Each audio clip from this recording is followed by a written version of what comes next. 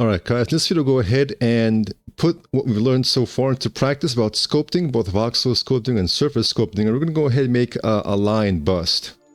So I've got PureRef open right here. It's a nice free program, free reference images here. So I've got just some nice lion heads here and lion full body statues. I particularly like this one here. I like how there's a nice cutaway effect, giving a nice kind of ethereal look to it. I also like this one right here, even though it's not a line. I do like this kind of way of like making it very stylistic here. And I also like this one right here. So I'm going to go ahead and shrink this down, and this will be used as a reference as I sculpt here, guys. I'll just here put it on the right, since I don't want to use the right part of 3DCoat here. Now, of course, guys, you can always delete any kind of windows that you're not using here. So I'll just go ahead and move this to the right here. Alright, so guys, let's go ahead and join me here. We're going to go ahead and go into voxel sculpting, and we'll just start with the sphere. Alright, we'll press S. We'll have the x-axis here. We'll turn off show symmetry plane.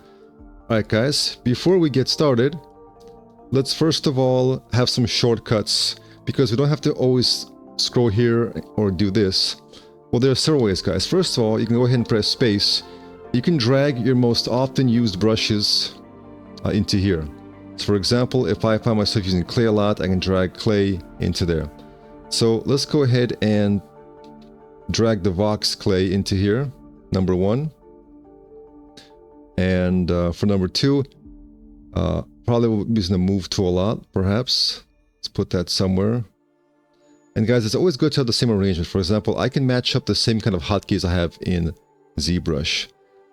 Alright guys, so now that I've got that, now guys, if I press space and then 1, I'll go to Vox Clay. Space 6 will go to move. So guys, see how that works? Once you put it into a number here, you press spacebar to activate this, and then the number, corresponding number, to quickly access that guy. So I think it's a very nice kind of very fast hotkey system. So we'll have voxel this. Let's have a nice carve brush for number 2, because though in ZBrush I like to use trim dynamic for number 2. Let's go ahead and get a flattened brush here, or a trim dynamic brush. Let's put the adaptive one over here. Alright, so shift 1 is this, shift 2, a nice little chop away here. Alright, maybe I'll make that flatten instead. Alright, for number 3 guys, let's have a nice, give ourselves a nice standard brush, just a draw brush. Number 4, maybe a nice flattened brush. Oh, we already got that. Maybe a nice like chisel. Number 5, we'll have, I think, sharpen. Maybe not sharpen. Let's see here. Alright, pinch. So I think in ZBrush I would have the knife tool there.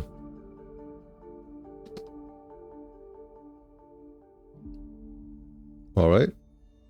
Number 6 will of course be move. Number 7, let's have the pinch here. Smart pinch. Number 8. Maybe some soft clay. Alright guys. So, shift 1, shift 2, shift 3, now we're in business. Alright. So, I'm still using my mouse here. I'm going to go ahead and transition into using the tablet here. Alright guys, let's begin to draw this out here. So, space 6 for move. Let's go ahead and right click. Here I'm using my talent. I'm pressing the talent button and moving right to increase the size.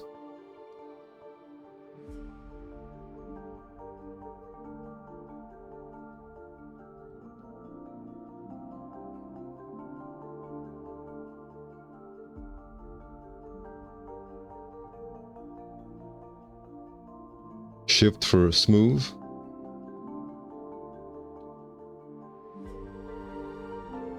Sorry guys, it has been a while since I've sculpted. I mostly do hard surface stuff here, so You'll have to forgive me as I kind of remember how to sculpt things properly here.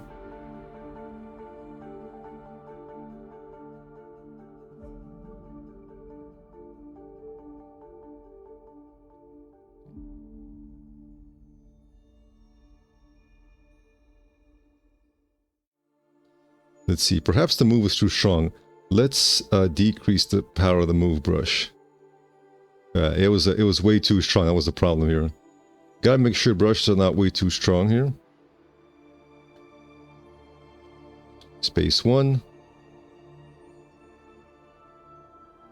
Probably the clay is maybe too strong as well.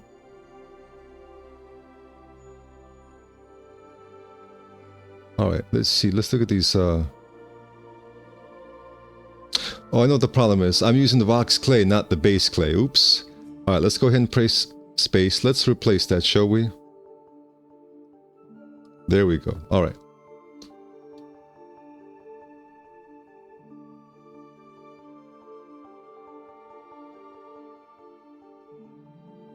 Alright guys, I'm going to go ahead and press Y. And that will allow me just to move up and down right away. So I don't want it to be intersecting with this grid here, so I'll just press Y and then kind of move it up here. Alright guys, I'm going to go ahead and speed things up a bit. So guys, it's going to take me a little bit to get back into my usual space when sculpting, because I know I haven't been sculpting in a while, so excuse me while I have to kind of, you know, get back in the zone. You know, whenever you do any one thing for a long time, you kind of get used to it, and then it's kind of hard to switch modes. So I'm doing a lot of, you know, polygonal modeling, so I have to kind of get back into sculpting mode. So it's going to take me a little bit to get back, but if you skip to the 12-minute mark, I'll get back to talking and kind of sharing you how I managed to finish up the sculpt. So I'll see you at the 12-minute mark.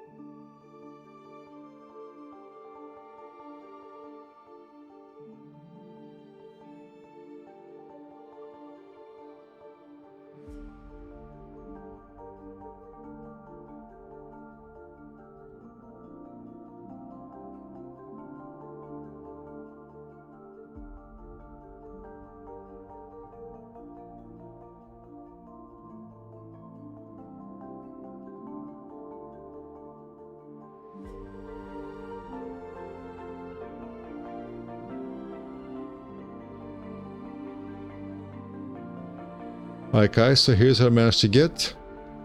Just keeping it very simple here. So the tools I use are pretty much clay to build up the forms here. Then I would switch to, for example, soft clay.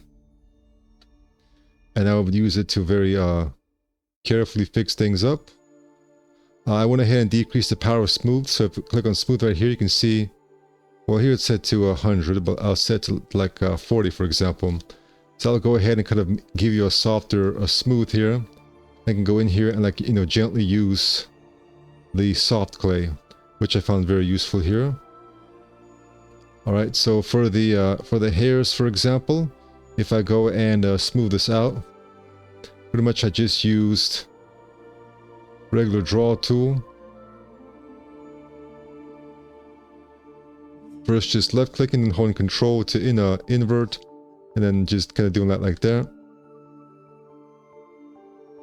All right, got a little bit of pinch for like a little bit of sharpness in the hair. All right. A little bit of the move brush with a decreased strength to fix up some areas here. All right, I also use things like the draw brush here on the nose.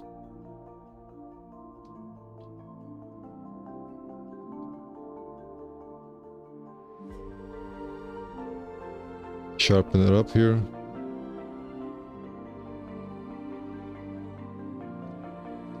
Alright, with some soft clay to build up, for example, the brow area here. I think the brow area was like the most complex part here. You can see, guys, I've still kept it at a relatively low resolution here, just because I keep it nice and simple, guys. Alright, so when you're first starting out with sculpting, guys, when you watch a lot of videos on sculpting, like speed sculpting, it makes it look very easy, guys, but sculpting is, it's quite difficult if it's your first time to get a good likeness here. But what I would say is that before you start any small details, guys, spend a lot of time on the very basic forms here. In order to establish a good, lion head, for example, you gotta establish like the cheek area, nose area, and then ears and things like that. So kind of look at what is the most important thing to get right about what you're trying to achieve. Alright, now that I've got that, I want to kind of achieve this kind of like cutaway look here for this tiger one. So I'll go ahead and turn off the symmetry. And I'll go ahead and use Vox Hide. So Vox Hide, guys, is one of those very important brushes for hard surface design. But we can also use it for other things, like here. I'll press E and I'll use this one right here. Okay. And now I'll pretty much kind of cut away right here. So I'll go ahead and just kind of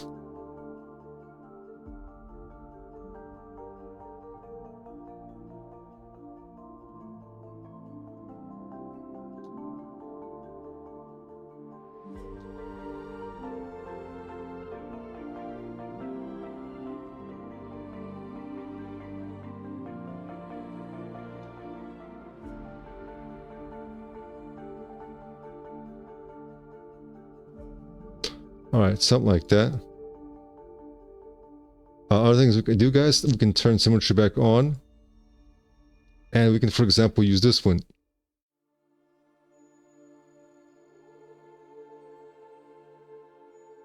Kind of get that bust look right there, for example. And we can go ahead and then use Vox Hide again.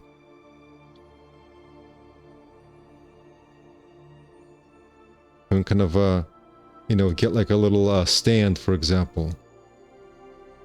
So kind of something like that.